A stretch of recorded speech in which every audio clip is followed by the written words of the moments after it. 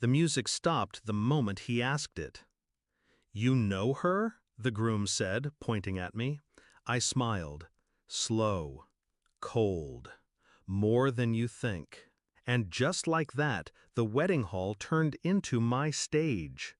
10 years earlier, I was nothing. At least that's what they made me believe. My family had a golden daughter, my younger sister, Sophia. Beautiful, charming, adored. And then there was me, the awkward one, the ugly high school grad. That's what my own mother called me the night of my graduation, when I begged them to attend. "No one wants to see you in those photos. You'll embarrass us." They didn't show up. Not my parents, not Sophia, not anyone. I stood alone, in a cap and gown, while other families clapped and cheered. That night I walked home under streetlights, diploma in hand, and carved a silent promise into myself: they'd regret erasing me. I vanished from their lives. They thought I'd stay invisible. They were wrong. While Sophia basked in attention, I worked in silence. College scholarships, internships no one bothered to ask about. Nights spent building something they couldn't measure in beauty contests or gossip. When others partied, I studied. When they laughed at me, I learned to sharpen edges they couldn't see. By 25, I owned what they envied most: control. My name whispered in boardrooms, my signature shifting markets, my hand pulling strings they never realized existed. And through it all, I stayed silent, waiting. The betrayal came full circle when I received Sophia's wedding invitation. At first I thought it was mockery. Then I saw the groom's name, Adrian. He was mine once, my only secret, my first kiss, back when I was 16 and invisible. We met in the library, shared stolen conversations in quiet corners. He told me I was different, special. For a while I believed him, until one day he stopped showing up. Weeks later I saw him at a party, with Sophia on his arm. She laughed when she saw my face and whispered, "Men don't choose shadows." That was the last time I ever cried over either of them. And now, 10 years later, they wanted me at their wedding. Perfect. I arrived like smoke. A fitted black dress, hair swept back, no desperation in my eyes.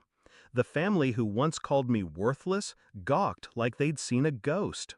But I didn't flinch. I moved through the hall with the calm of someone who already owned the ending.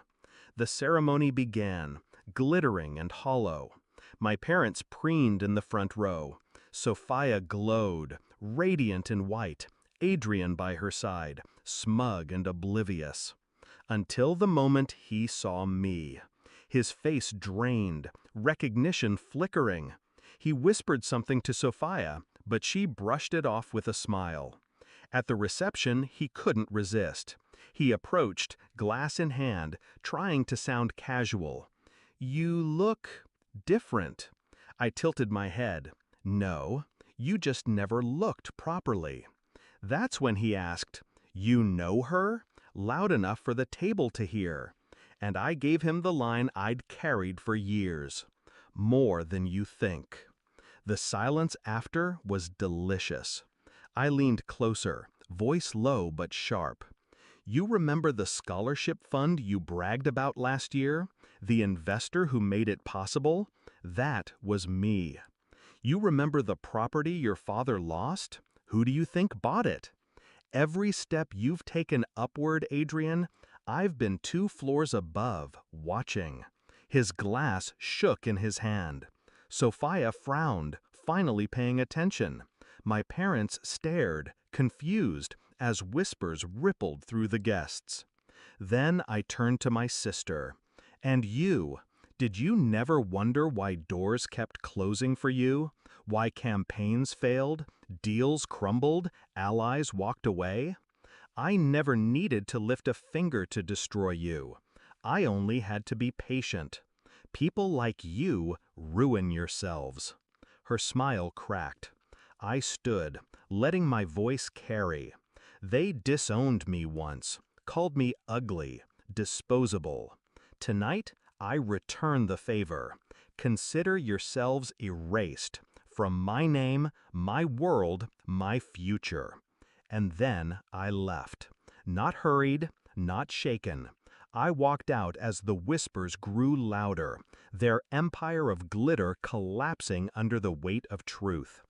That night, I sat in my car and looked at my reflection in the rearview mirror.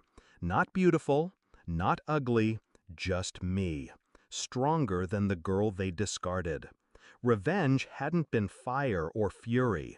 It had been silence, patience, and precision. Now, when they look back, they'll remember not the wedding, not the vows, not the flowers. They'll remember the moment the forgotten girl stood up, smiled, and reminded them all, shadows don't disappear, they wait. And when the light burns out, they're all that remain.